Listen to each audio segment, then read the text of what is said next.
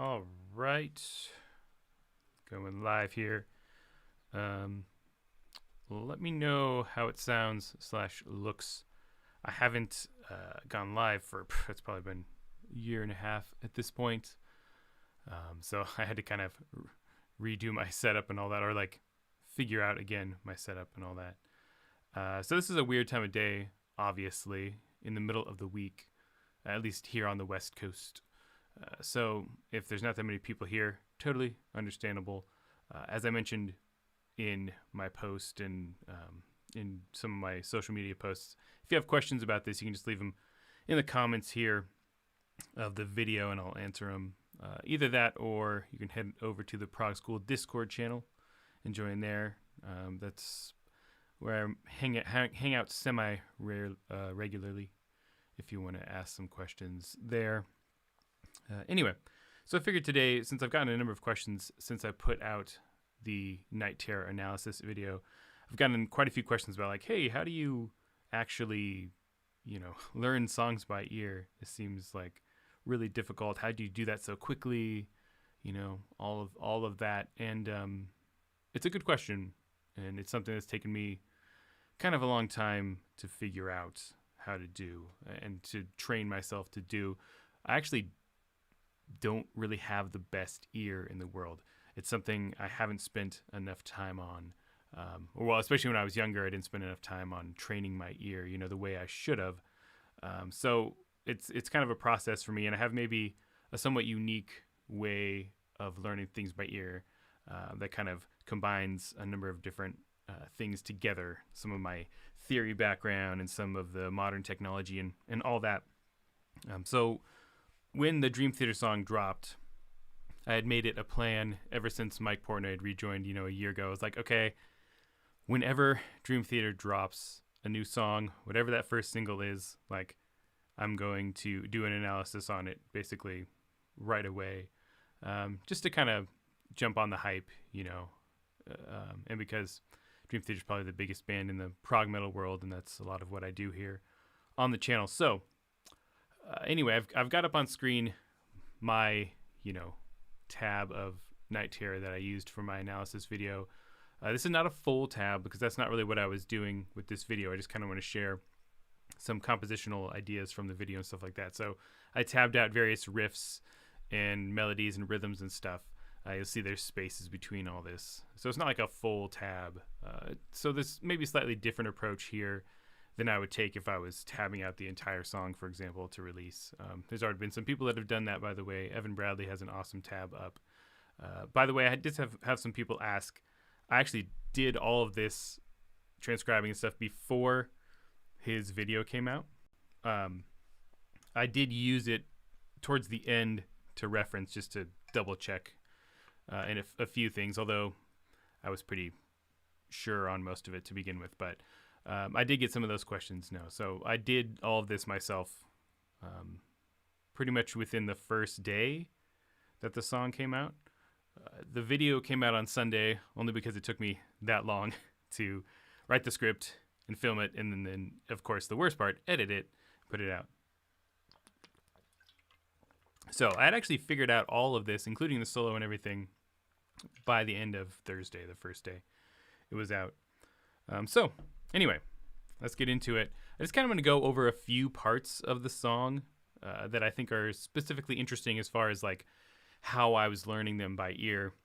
If you have questions about specific sections of the song, let me know. I'll probably touch on the ones that people are most interested in. But if there's like, hey, how'd you learn this particular riff or whatever, you let me know. There's a couple of things right off the bat that are important to figure out. One, at least from a guitar perspective, is the tuning that's being used.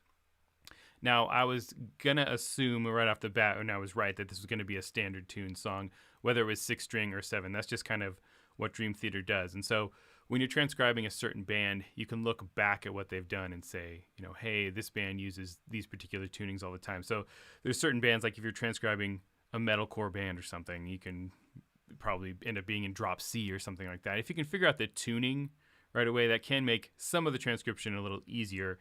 And this is incredibly obvious because you can hear these open strings right away.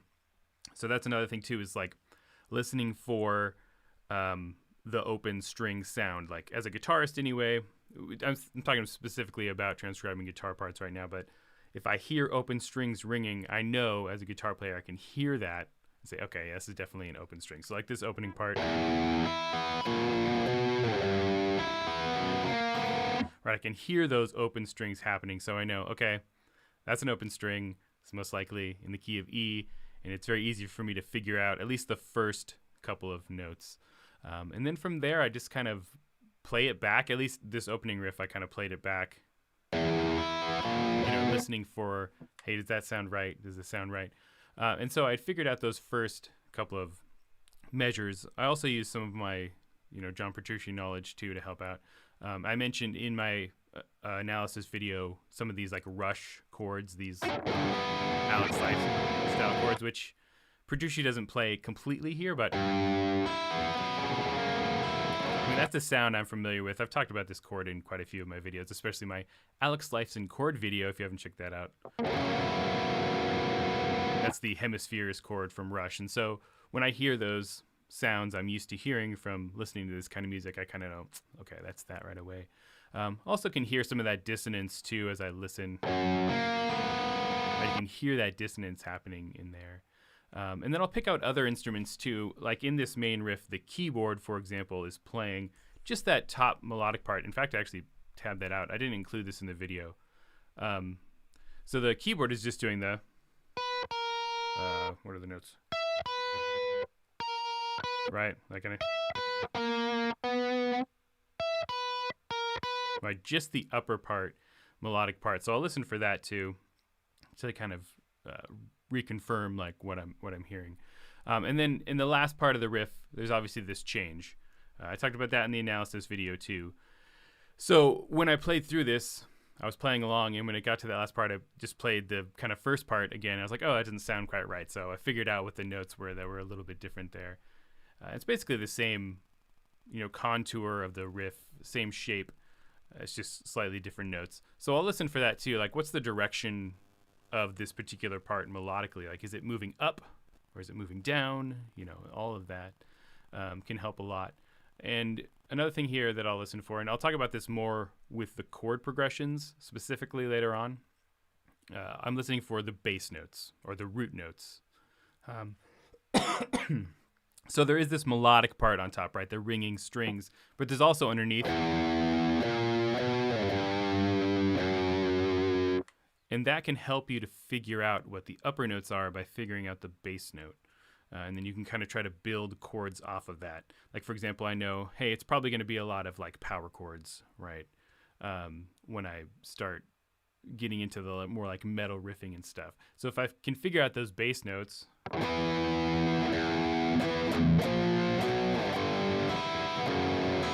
that really helps with that heavy riff. For example, the heavy riff variation here. Because I'm just going to basically put power chords on top of those bass notes that I already know. Anyway, so let's get into the actual main riff of the song here. Now, this is where it gets a little trickier. That first riff, honestly, not that hard to figure out, right? I think probably a lot of people could do that, given a little bit of time listening to it, especially knowing that it's like open strings and all that. A faster riff like this is much more difficult. And so there's a couple of things that I'll do. One is, of course, trying to figure out what your lowest note is. That's pretty common metal riffing stuff to have like a low open string note. In this case, it's obviously E because that's our open low string, but I kind of hear that octave shape right off the bat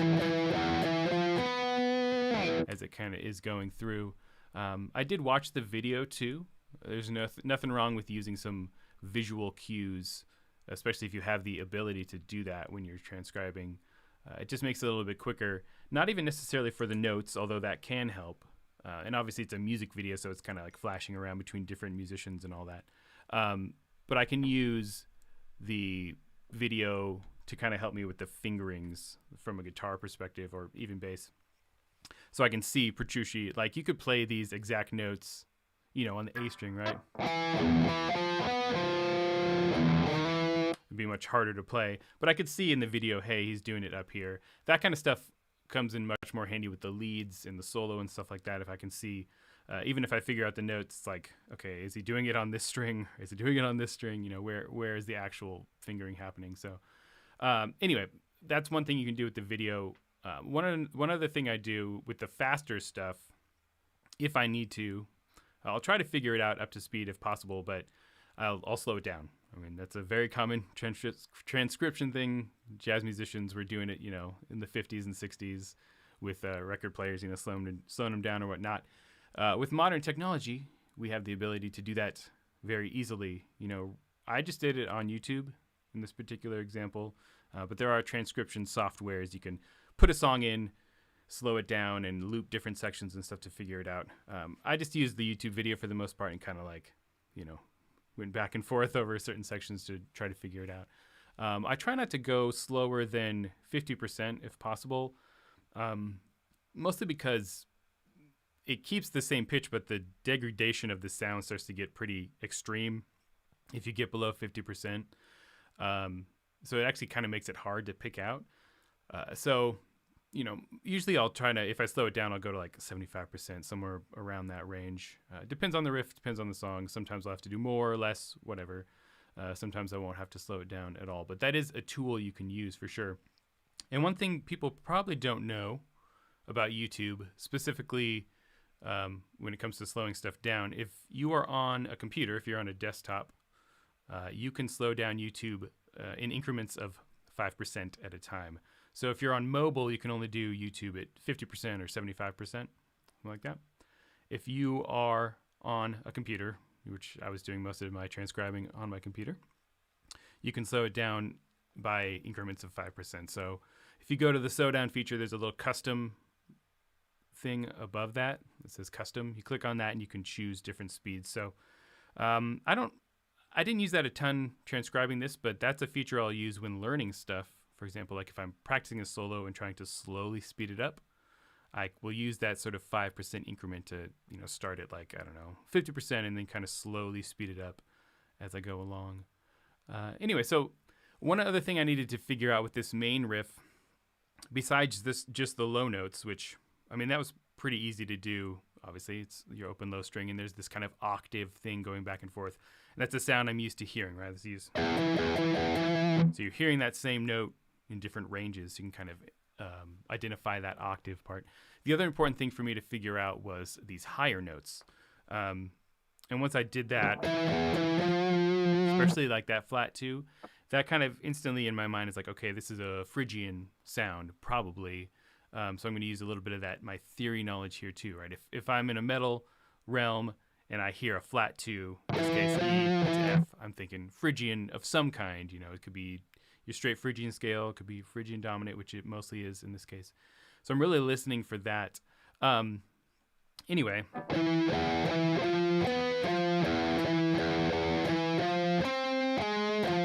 So I'm listening for those higher notes, especially when it goes farther into the riff.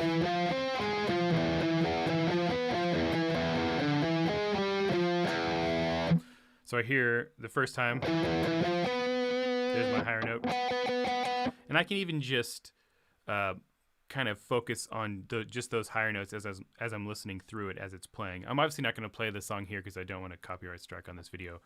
Since I got that on both of the other ones, which I was expecting, but, you know, not that I make any money from YouTube, but might as well make a few cents. So when I'm listening, obviously there's lower notes there, but I can kind of purposely listen for just those higher notes too. Like as the riff is playing. Like I'm going to listen for that. And if I can hum it, and then I can maybe be able to find it on the guitar. I don't have perfect pitch, so it might be the case where I, like, you know, have to search around for a little bit. Same thing with the next note. Right. So the first one.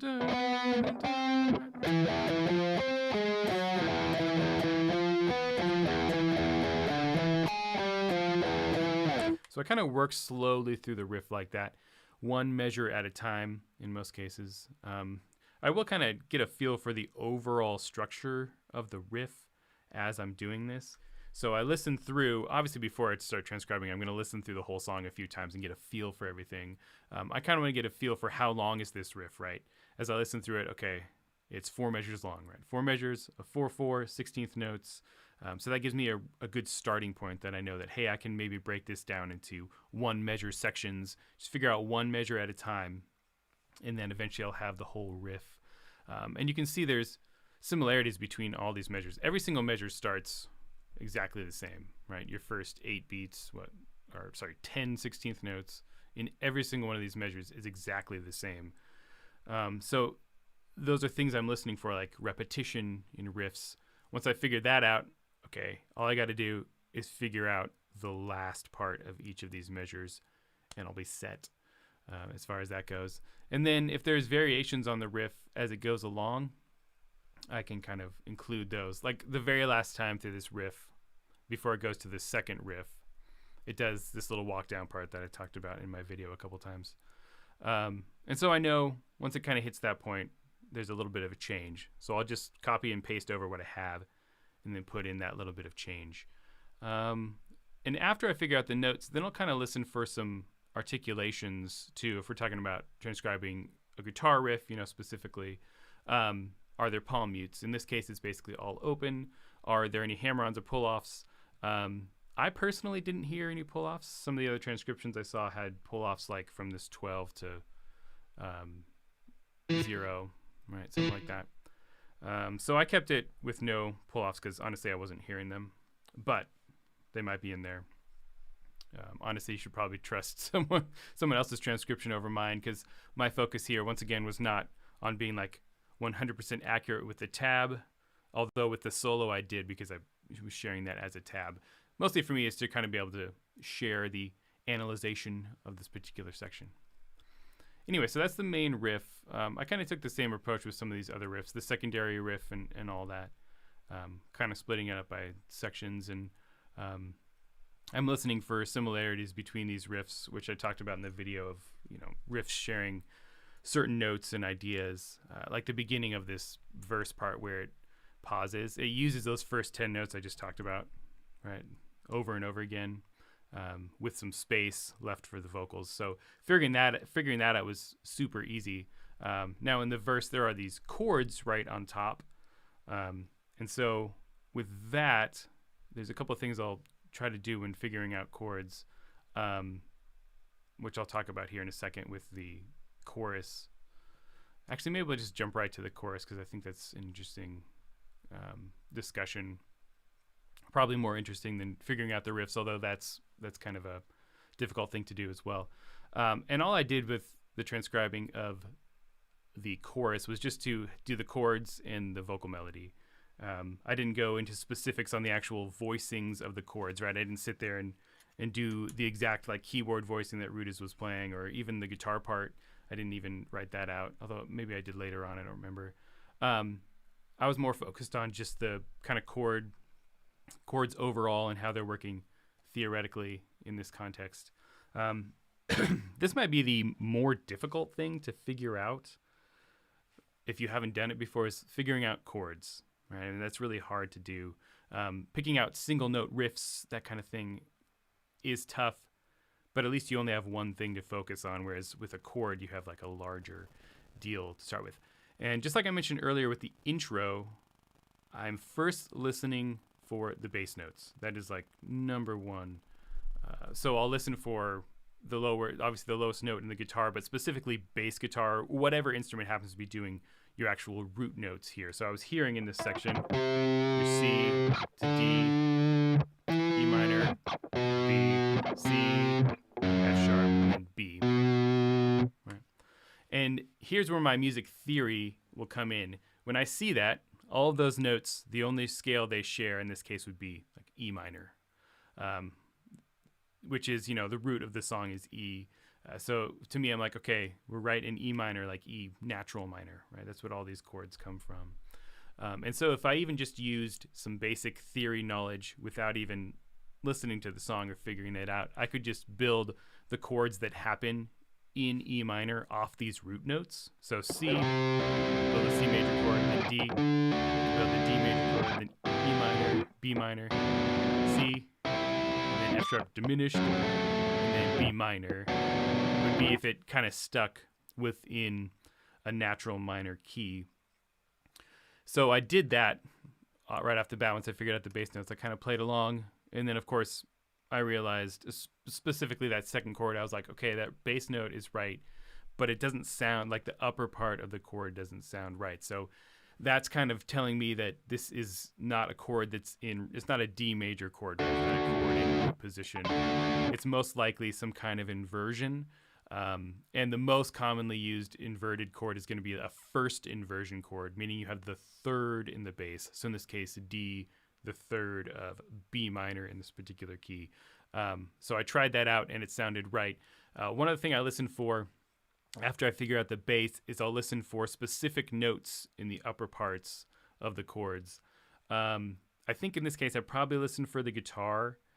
And that's another skill that takes some time, is to be able to pick out individual instruments in a big mix like this. Now, when you're first learning to transcribe things and learn them by ear, I recommend doing like less dense mixes, right? Like figuring out something within a whole big prog metal song is really difficult.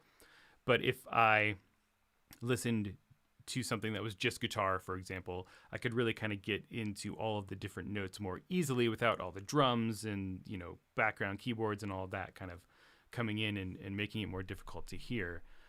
So in this case, I kind of specifically listened for the guitar part to see if some of those upper notes in the guitar could give me more of an idea of what the chords were. Sorry, I gotta drink some water. Also, if anyone has questions, let me know. There's a number of you in here anyway. I'm just kind of going for it. Probably everyone's working and they're not allowed to comment on YouTube live streams. Totally understandable. I got to go to work here in a few hours myself, go teach some guitar. So that's why I'm doing this now and not much later in the day or on a different day. Let me know if you enjoy these live streams. I haven't done live streams in a long time, but I'm thinking of maybe starting up again occasionally. I was doing them on Fridays in the past. So I think that's probably a good day if I started up again.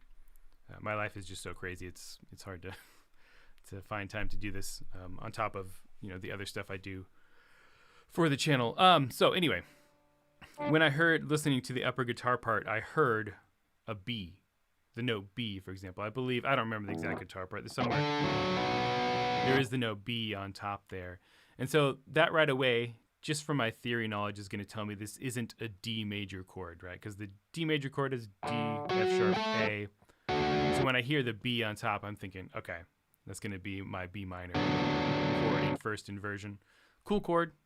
And that kind of thing is not easy to figure out right off the bat because you're used, if you haven't done this before, you might be used to chords always being in root position, meaning the name of the chord is, in the bass note too. So figuring out inversions can be kind of tricky.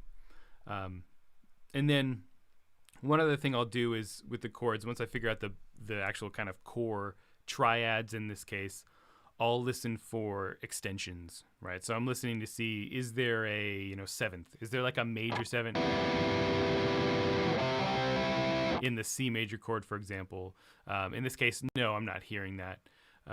Or even in the B minor chord, is there that seventh in there? Is there a seventh in the E minor? Or even more extensions? So I can listen for that too. In this case, they're mostly basic kind of triad chords. And then when it gets to this last part here, you have the F sharp minor 7 flat 5 or the F sharp half diminished. So I definitely am hearing in the guitar part this voicing specifically, which is your minor 7 flat 5. That's one of the voicings that I would use if someone asked me to play a half diminished chord. I'd play that one, maybe this one or this one. But that's one of the chords I would use. And so Petrucci plays right up that. So I know, okay, right off the bat, that's your minor 7 flat 5 chord or your half diminished chord. And then after that, because I've heard this a million times, I was like, oh, it's a major 5 chord in a minor key, right? Super common, major 5 chord in a minor key. The sound of course, that leading tone in this case, D sharp. That's a dead giveaway right off the bat. Hold on, I gotta check something real quick.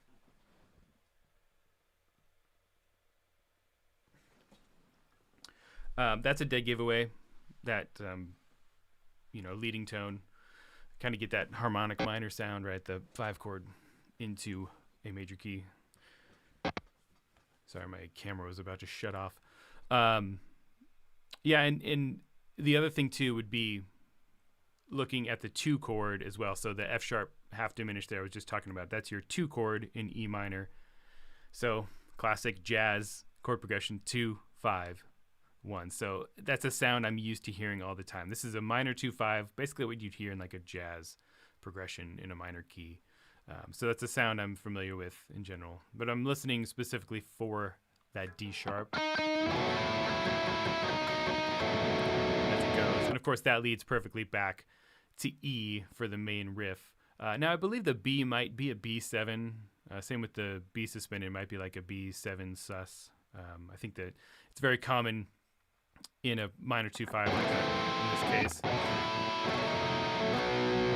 Petrucci's probably just playing a power chord, but there might be that 7th on top too. Same theory applies to both. Anyway, so that's the chorus chord progression, which is cool. Now let's talk maybe about the metric modulation, which is probably the most confusing part of this song. It really threw me off when I first heard it. Once I got into the sort of next groove, the third verse groove where it's in 12/8, it started to, make a little more sense to me. So this is one that I definitely had to kind of just listen to at least a couple of times, right off the bat, just to get a feel for it, because it was a little unexpected, coming out of nowhere. It's kind of like, oh, okay, there you go. I wasn't expecting it to happen, so in a good way.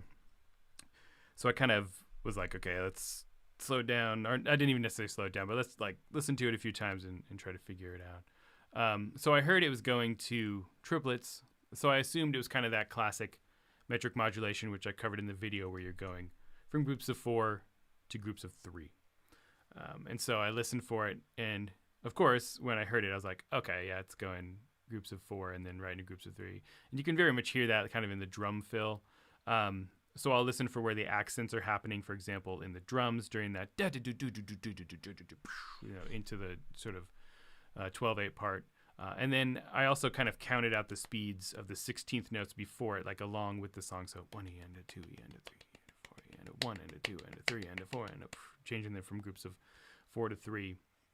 Now, I didn't figure out the actual kind of like slow down part of it. You can see how it slows down in tempo from like it's actually 137.5 to 128. I didn't figure out that portion of it until I actually put it into my DAW and kind of like put a metronome to it and did it that way. It's one of those things, as I mentioned in the analysis, that the slowdown feels more natural than it actually is from a sort of a analysis perspective. The riff just kind of like throughout this 12/8 measure into the 12/8 section, it kind of just slows down slightly. And some people, no one asked me this, but you might wonder why I put this in 12/8 as opposed to put it in 4/4 with triplets. You could do either. That doesn't really give you maybe the best idea of the modulation itself, to have it in 4/4 with triplets. In fact, probably the easiest way for me to have done this that would have made the most sense would to put this into 12/16 and have these all be 16th notes. I didn't do that because you're much more likely to see things written in 12/8 as opposed to 12/16. It's much more common. But if I had done this as 12/16 with 16th notes like this, then it would maybe make more sense that like, okay, these 16th notes are staying the same, right? I still have 16th notes happening, but the tempo itself is changing. So I could have written it like that or explained it like that. It made more sense to do it as 12/8. So basically, and unfortunately, Guitar Pro won't let me put in this symbol where it says 16th note equals 8th note. That's actually what you see a lot of times with metric modulations. I could do it in Sibelius, which I don't use for this kind of thing because it's a lot slower for guitar-based stuff. But you can do a little symbol that says like 16th note equals 8th note. And that kind of shows you like, oh, the 16th note is equal to the 8th note now. So a little bit more of the actual modulation.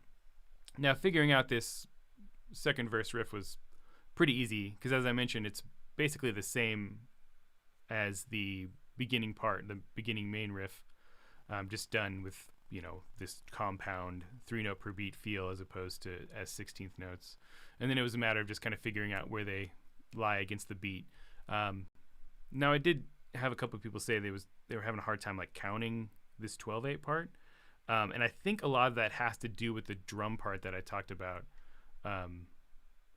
before, where you have like the hi-hat like hitting all these offbeats. Makes it fairly difficult to kind of feel this. For me, I'm listening mostly for the snare drums in this case, right? You get big, strong snare drums on what would be beat 2 and of course beat 4 of this 12/8. And Portnoy is just kind of this offbeat hi-hat thing. It's something he does fairly often, but I very much am hearing specifically the kick and snare. You can hear it's almost like a swing do do do do do do do kind of a feel. So I'm listening for that here as opposed to the cymbals. You know, the cymbals with this kind of music often give you your feeling of the beat, so it can be confusing if you don't have those cymbals lining up on the beat to feel the rhythm. And also, this is coming after a weird metric modulation, obviously, so that makes it, I think, hard to feel the actual beats that are happening. But that's part of how I'm feeling this. And like, it's probably just because I've done enough of this analysis stuff and listened to this kind of music for, 20 years or whatever, that this honestly didn't even feel that weird to me at all, because I've covered way more complicated metric modulations. Go check out my Animals as Leaders video if you want to see that. And I've done more complicated metric modulations than this myself quite a few times. So it felt pretty natural to me. I honestly didn't have any problem feeling like this 12/8 groove at all. It's super jarring though, and if you're not used to doing this kind of music, I watched a few. I say I don't like reaction videos, and I don't for the most part, but I watched a few reaction videos just to kind of see what people thought of this part. And like people who weren't musicians, like they get to this part and they're like, for me being like this, nerdy prog guy who knows all the rhythmic stuff, I was like, oh, okay, yeah, they're in 12/8, Anyway, but it is a cool groove and it's a cool change. I like this section. Anyway, so we get the second chorus. Where am I going to go next? I'm going to go next to this first riff in the instrumental part. This one here with all the weird moving minor chords that are mostly moving by thirds, which would be technically called a chromatic mediant. I didn't mention that in my video. Someone called me out in the comments on that. But it's not completely moving by thirds, but anytime you kind of move things by thirds, like take the exact chord and move it by a third, then you end up in chromatic mediants. Hi, Ken. Best part of this song. I'm assuming you're talking about the 12/8 part, but yeah, I would probably agree. I actually really like this solo section. I think it's pretty interesting.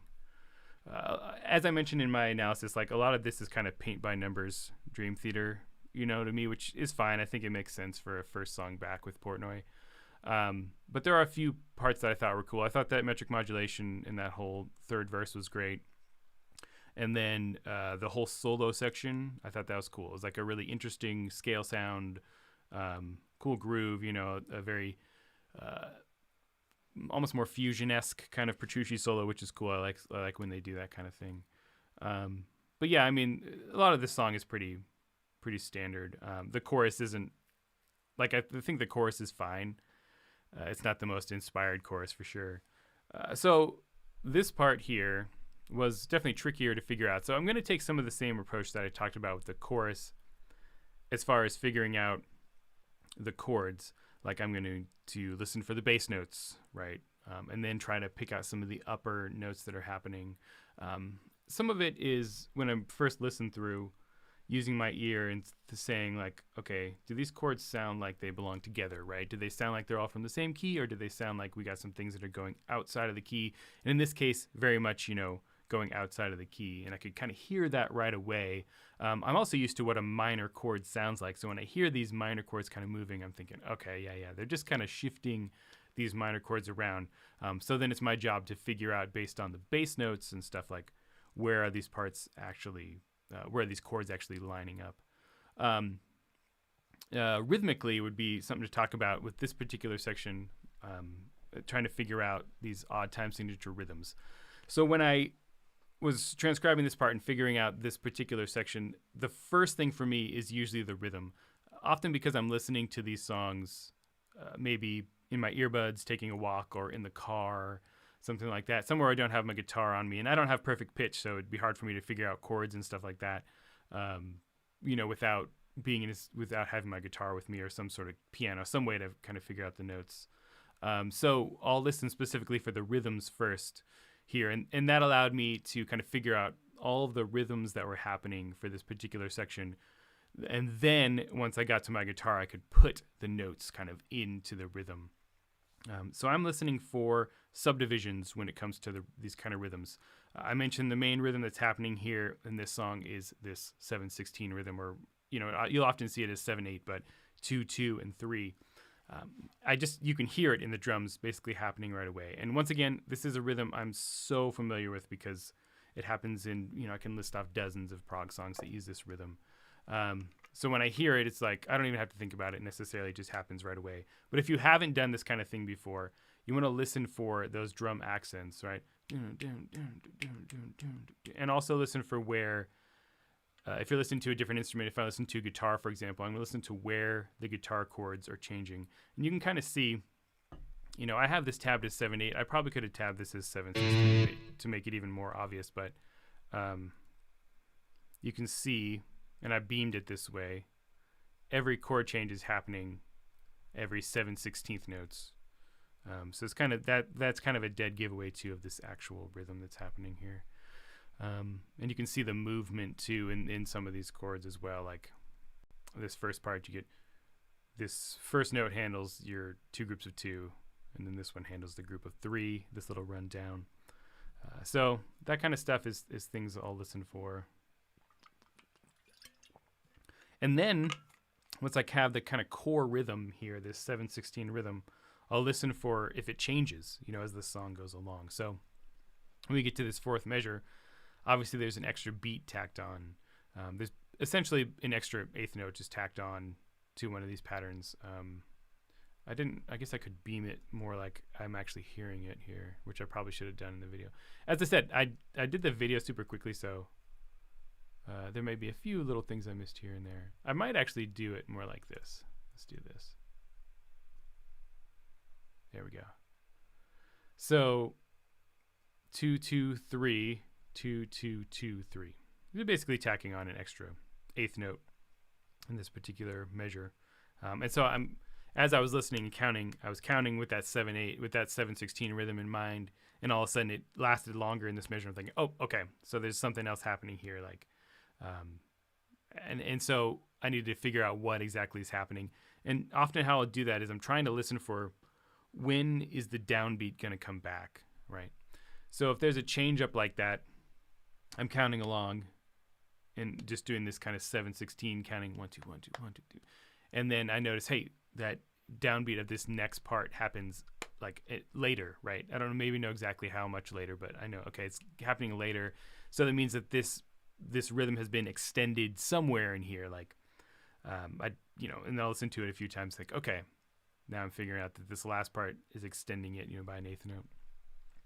And then when it comes to this last 12/16 part, all of a sudden I'm hearing these groups of 3, 1 2 3 1 2 3 1 2 3 1 2 3, like, almost like triplets, right? Kind of like what we heard earlier in that metric modulation idea. And so I know, okay, these are the speed of these is 16th notes. There's 4 groups of 3. That's going to be like a 12/16 sort of a deal. And then the very last time it happens, everything is the same up to this last measure, where they tack on an extra, 4 beats. So I can hear.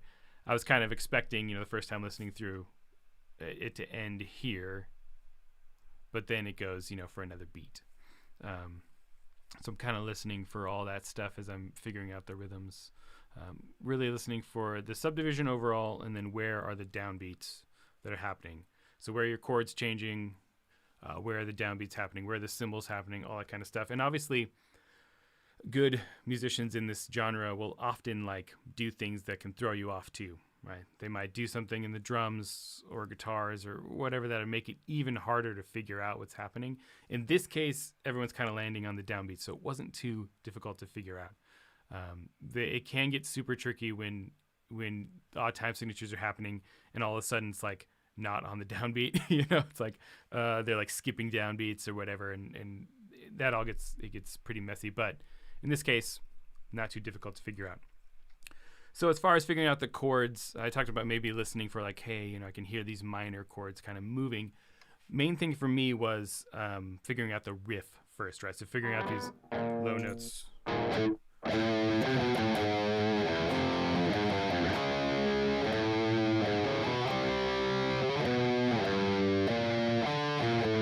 So kind of figure out all those low notes. That gives me an idea of what at least the roots of the chords probably are. In this case, there's another inversion here, this E over G sharp. So I kind of hear this first part as being A minor, right? You have your 1 chord, and then a 5 chord, G sharp in the bass. And you can even see that here with this extra E that's going on. So you have G sharp and then E. Right? That kind of gives me an idea that's probably E major. And here's where it starts to go out. And this is where I'm starting to hear these minor chords just kind of moving around. So I figured out the bass notes. The next thing I listened for was the keyboard on top, trying to figure out. Rootus is basically just playing the chords the first time through. So I'm listening for specific notes in the chords. So Petrucci's doing power chords. So you have your root in your 5th. So I'm listening specifically for the 3rd of this chord. So an F minor, that would be, A flat. So, so instead of trying to listen to the entire keyboard voicing where he's probably doing 4, 3, 4, maybe 5 notes, I'm listening for just that one note. Like, do I hear that A flat in there? Same thing with this C sharp minor. What's the 3rd? Do I hear an E, which is the 3rd? Do I hear that in there? Or am I hearing maybe an E sharp, an F, to make it a C major chord? Like, which one of those two am I hearing? Is this a minor or a major chord? Obviously, you could have like diminished, augmented chords too. Those have specific sounds too that are pretty obvious to me when I hear them, like if I hear an augmented chord or a diminished chord. So one thing to do, I guess, along these lines, if you want to try to figure this thing out, is like figure out what a minor chord sounds like, right? What does a major chord sound like?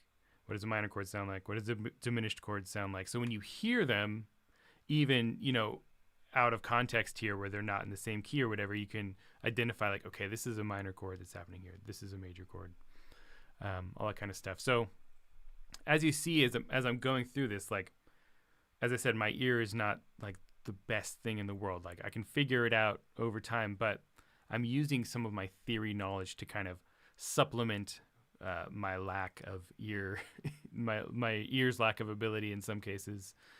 It's something I'm always working on, and as I do this more and more, I get better at it.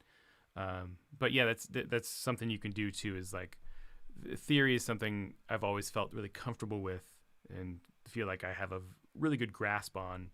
So I know that like I can use my theory to kind of help me out, right? Okay, I can hear this upper note in the keyboard, and I got this power chord underneath. I'm gonna assume it's a minor chord, right? Now, if I had to go in and pick out the exact keyboard voicing underneath, that would take me a little longer.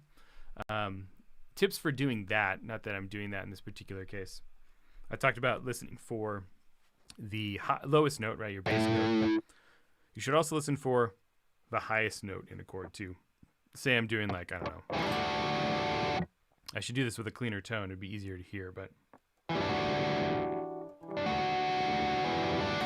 if I play a chord like that, if I heard a chord like that, I would listen for, okay, there's your bass note, and I would listen for the highest note. And then I would try to figure out, is this minor or major, right? So maybe listen for the 3rd too. And then try to pick out another. So I'm trying to pick out basically the individual notes, and that's hard to do. It's hard to get your ear to like separate those sounds, especially if you're dealing with like distorted guitar. But instead of listening to like the entire chord, right, and just hearing like 6 notes and being like, I'm going to try to listen for specific notes within the chord and see if that helps me kind of figure it out. Cool. So that's that riff. I really like that. Oh, yeah, this diminished thing too at the end here as well. That's another sound that I'm just used to hearing, this kind of rising part where you have the same interval movement, like, you know, whole step, half step, whole step, half step. It's a scale sound I'm super familiar with, and it was pretty easy to figure that out right off the bat. Diminished chords and diminished scales, they have, it's a very specific sound to it. A really good sound, but very specific. Let's move on to the crazy shred bit. Oh, this is the solo. No, that's the... Oh yeah, this is like the lead that happens over that part I just talked about. Figuring out this was honestly not too difficult because it's a lot of arpeggiating, right? For the most part, Rudis and Petrucci are playing chord tones. I mean, you can even see like this is happening over F minor, like that part there. This is all basically an F minor arpeggio. Except for that note, which is the ninth. It's just kind of a scale move. Lands on the E here, which is the third of your C sharp minor chord. Same thing here. This is a C, right? This happens over a C minor chord. So that's your root third, or root second, flat third, root of the C minor chord. Also, when I figured out this part, this lead part, it kind of confirmed some of my chord suspicions from the part we just talked about where this section happens with just the chords. So you can use like different parts of songs to help you out in another section. Like had I gotten to this part, had I thought one of those chords was a major chord, for example, when I got to this part and tabbed out the lead, and there's very clearly like a minor chord, I could have gone back and be like, okay, yeah, this is definitely a minor chord, and then kind of fix that later on. So nothing wrong with kind of looking to other parts of the song to help you out, figure out, you know, this particular section. Here we go. Let's talk about this crazy fast part. And how do you figure out these like insane shred bits? Honestly, this one, I mean, some of it is the fact that I've listened to enough Dream Theater specifically and played enough Dream Theater specifically that, you know, this kind of thing is just maybe a little more natural for me to figure out. First of all, here I'm listening for a couple of things. One is the rhythm. So I'm hearing this 7/16 rhythm happening again, right? In this case, the notes get doubled up. So you have, instead of 2, 2, and 3, you have 4, 4, and 6. That's very obvious. The lead is very much following that, not really straying away from that at all. Beyond that, I'm hearing also, again, the open string, right? As a guitar player, I can hear. Let me switch to a lead sound. I'm using a profile of a JP2C, by the way. So hopefully it sounds somewhat like Petrucci. Obviously, I don't have the same guitar. Anyway, so I'm hearing those open strings happening as well. And then from there, it's about kind of figuring out the higher notes. Now, this part, I did slow down a little bit, and I also watched the video, too. I slowed it down a little bit just to figure out the exact pattern. Right, so you have this. All right.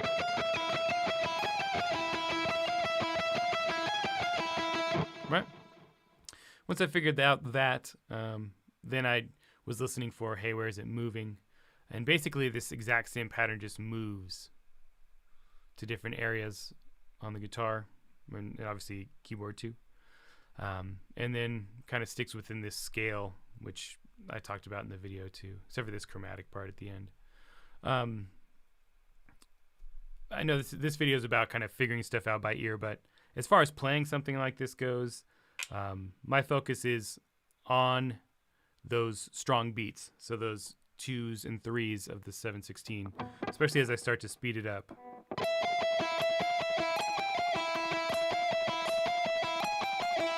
So as I'm playing it slower, I'm actually trying to like accent those. I actually didn't even play this part, you know, I played it like once through my analysis. I didn't cover this part of the song, so I wasn't so concerned about trying to play it up to speed. But if I was going to, I would really focus on those, you know, those strong downbeats and go from there.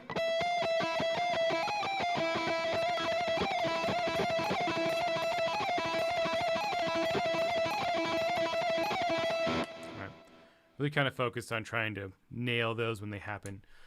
It's actually not a terribly difficult pattern. It's maybe a little weird to go to the open strings from the fretted notes, but nothing too bad, nothing I haven't done before. And then it's just a matter of kind of moving that around to where it needs to go. Nice thing about this from a picking perspective is it stays all on one string, for each of these patterns. So not a lot of string crossing happening. Yeah, so that's kind of how that works. And then the chromatic thing, of course, just heard this sheer kind of chromatic run up. Chromatic runs have a very specific sound. Now I know I've seen multiple tabs and stuff where it's like, and in the video too, I think Petrucci's hand just kind of goes like something like that.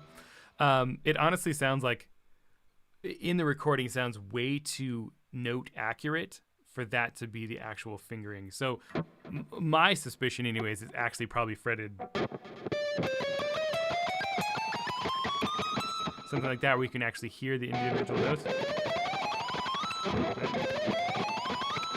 Something like that. I could be wrong. Maybe Petrucci is just that accurate on the sliding, and it kind of gets the point across, right?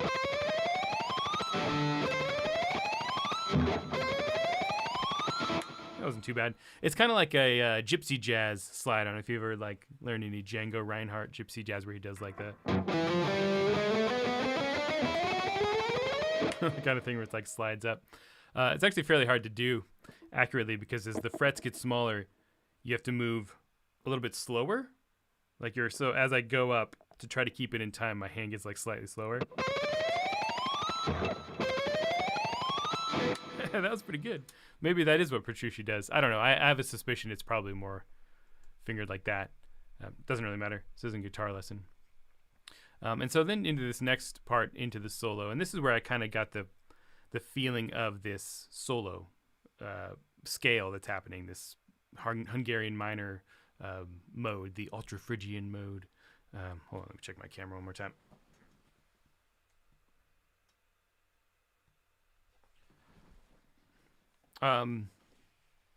And this is actually pretty obvious, and this really helped me figure out what the scale was, because the bass notes just literally goes straight up the scale, and then that was kind of confirmed by learning. Yeah, he's sliding it in the video. Yeah, that's what I said. I don't know if you just jumped in here. Yeah, I said it. He's sliding it in the video, but it sounds incredibly note accurate, which makes me think in the recording it was maybe fingered a different way. I have no way to confirm that. That's just my thought from someone who's done these kind of chromatic runs before. Although I just kind of did it pretty well, so maybe he is. I don't know. And I understand in the video why you would do that. It looks way cooler to do that. It really sounds like he's actually fretting each of the notes because it sounds incredibly accurate. It I suppose it could be the case where maybe the keyboard is so accurate that it's covering up the guitar, not being as completely accurate by sliding, but who knows? As I said, I'm not 100% on that. So that, sometimes things happen in videos. I know because I've done a few music videos. You will specifically make things look a certain way because it just looks cooler, right? And you're doing a video, and it just looks way cooler for him to go, and slide up the guitar, as opposed to fret it out. I will tell you, I'm seeing them in February when they come through, which is fun. I haven't seen them in 15 years. I will specifically watch Petrucci on this solo because I'm sure they're going to play this song, and I will try to figure out if he's sliding on this part or not, and I'll see. At least from a live perspective, that'll give us an idea of what he's actually doing. He'll probably slide live, so I will be proven wrong. But anyway, so figuring out this scale, the key was just to figure out the notes. And at first I thought, hey, this is just kind of some random chromatic thing. Right, because you're okay, random chromatic notes happening. But I know enough scales that as I sat down and analyzed this, especially when I looked at it, this second half where it starts on an F, that's where I was like, oh, okay, this is that Hungarian minor scale. This is a sound I'm super familiar with. And if anyone hasn't used this scale before, it's awesome. So it's basically like a slightly more exotic sounding like harmonic minor scale, right? You'll usually hear this based off the fifth, so like a Phrygian dominant scale. So if I did this off the fifth, in this case would be C. So you have Phrygian dominant, your fifth mode of harmonic minor. And this Hungarian minor or double harmonic would change the seventh to or the flat seven to a major seven in this case. So you get that same Phrygian dominant sound, but it's maybe even more kind of like, I was like exotic with quotations.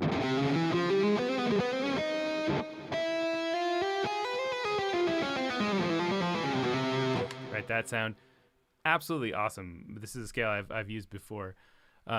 It's interesting here, and why I didn't recognize it right off the bat is it is weird for this scale to be rooted on the seventh of the scale. I'd more commonly hear it on the fifth like that, kind of like a Phrygian dominant sort of variation, and you can actually like use it in combination with Phrygian dominant. So I was kind of mixing both of the scales there, the Phrygian dominant and the Hungarian minor. Anyway, this is rooted on E, which is why I didn't pick up on it at first. But once I kind of analyzed it, that was like, oh yeah, for sure. And then, you know, the riff here with the open strings, that works too. The E and the B both happen in this scale. And then the entire solo is also in this scale too. And actually, the entire fast section before is also completely in this scale. So all of that kind of confirmed what I was thinking there. I think there's only one note in the entire solo that's not from this scale. It's like when he does this bend from D. The note D itself is not in the scale. So for figuring out the solo itself, it's kind of just like when I'm figuring out the faster riffs and stuff, I'll kind of take it just one measure at a time, or a couple measures at a time, like one phrase at a time, right? You have, for example, these first two phrases, pretty easy to figure out, just the notes. So figure out the notes themselves, right? And then I'll kind of go in and figure out some of the articulations, right? It's very clearly like doing whammy bar dips, and there's like that little flutter. And then like this next, I'm, you know, once again, kind of taking it just a couple measures at a time. And because I realize that it's all coming from this scale, that helps a bit, right? In trying to figure out what the notes are. So find that first note.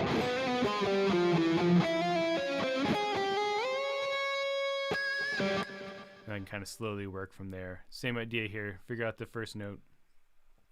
When it comes to like a big sweep like this, for example, I'm listening for the top note and the bottom note often, right? If I can hear like, there's your top note, there's your bottom note. Weird. It's a straight up augmented arpeggio, which comes from the scale. Very cool. If I can figure out the top note and the bottom note, and then, you know, I can kind of fill in some of the other sounds too. And then, of course, I'm listening for where there's bends happening and all that too. This part was weird. What I was kind of hearing, I notated here, aggressive slide vibrato, like that kind of thing.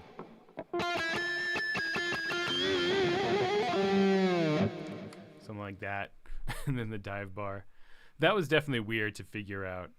Some of this stuff here, like this faster stuff, once again, I'm using my knowledge of this particular rhythm. So in the groups of two, in this 2-2-3 pattern, he's doing triplets, right? I also can see patterns as well. This, and this. Exact same lick in 3 different octaves. So use my ear to kind of figure out that as well. The faster tapping bits, I mean, a lot of that is slowing it down / watching the video. But I can hear these double taps happening, right?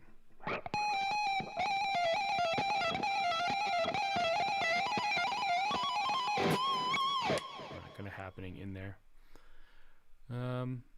And then figuring out this transition stuff. Once again, just kind of listening to the scale and all that. The big melodic part, pretty easy to figure out.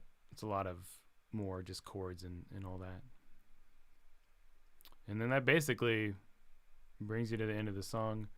Obviously, the chorus is in a different key, like I talked about in the video. The chorus is in a different key, like the second time, and then, the third time around too. So anyway, yeah. So that's kind of some of the ways that I might figure this stuff out by ear. And you'll see that I'm using like a combination of theory and my ear, right? I mean, it's mostly my ear, right, to kind of listen to make sure the notes are right and then kind of confirm those suspicions. But I'm using my knowledge of the particular chords and scales and sounds and the rhythms and stuff to just help make it easier for me to figure out. Then I'll play them back on guitar, and then I'll use technology, watching videos, slowing it down, all that kind of thing to make it a little easier for me. And you're totally cool to use, like, it depends on the situation too. Like I'm not against like watching someone else's cover video of it, or if someone has tabbed it out, like looking at tabs and stuff. If I need to, in some cases, especially if I'm learning a song, it's different if I'm trying to teach this stuff. Like I kind of want to do it myself because it feels kind of cheap to just, steal it from someone else, steal a transcription from someone else. But if I'm learning something, like if I was going to learn this song to play it in a cover band, like I would totally just look at Evan Bradley's awesome transcription of it to learn it. Why not? I mean, it's just going to make it much easier to do. Now, as I'm playing it, I want to double check that tab is correct, right, as I'm doing it. So when I'm learning new songs I play in a lot of cover bands and whatnot. When I'm learning new songs, it's like if I have to learn dozens of songs at a time, which is very common, like there's no reason for me to not find like a good tab of it or a good chord chart and then just make the changes I need to. Like, okay, this chord doesn't sound right, or this doesn't seem quite right, so I'll change it. But that saves me time, and sometimes that's what you need, is something to just kind of happen more quickly. But you got to be able to use your ear to figure out when things are correct and incorrect and all that. Yeah, cool. So that's kind of my breakdown of this song. Yeah, thanks. Yeah, revisit this when you got some time. I kind of figured that there wasn't going to be much interaction here this time of day. I totally would have done this tomorrow, like closer to like a better time for people, but I have too much going on this weekend. I can't. I want to get back into live streaming, as I mentioned before. I want to get back into live streaming more often.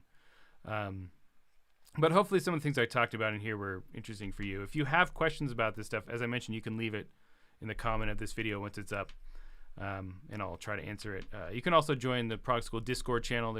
I don't know if there's a link. I'll make sure there's a link in this video, but there's a link in most of my other videos too. If you have Discord, you can come hang out and ask some questions and all that. Great. Looks like there was at least a dozen people in here for the most part the entire time, so that's cool. Yeah, thanks for watching, all of you. And I will live stream again soon, I'm sure. I will, of course, be posting videos since I do that every week at least. So, but I'm really pleased of how well this video has been performing, and there's been quite a few new people joining the channel, which is awesome. I put a lot of work into that video, so it's cool to see it kind of take off. Monday was the biggest day that I've ever had on the channel as far as views, watch time, and subscribers, which is really cool. So this has been by far the best week the channel's ever had. What other things will I live stream? Ooh, it kind of depends. I've done a number of things in the past. I've done some like writing live streams where I'll write something live as I'm doing it. It could be like guitar practice stuff too. Like maybe I'm working on practicing something and you could watch me do that. Or I could do more analysis, things like this, like, break down something else I've broken, like I've analyzed and do it this way. Maybe I'll do live streams kind of based on whatever subject I'm doing. I don't know exactly. I have to figure it out. I could do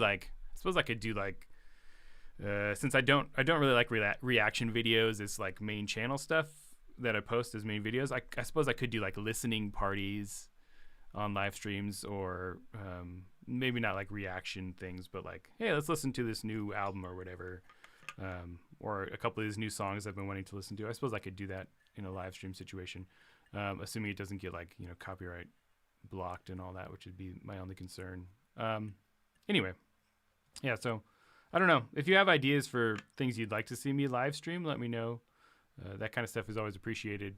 It's hard enough for me to always think of like new topics for like my main channel videos, that coming up with like live streaming stuff that's just another thing I have to think about. But anyway, yeah, thanks for being here, everyone. And I will see you all in my next video. All right. Have a good day, guys.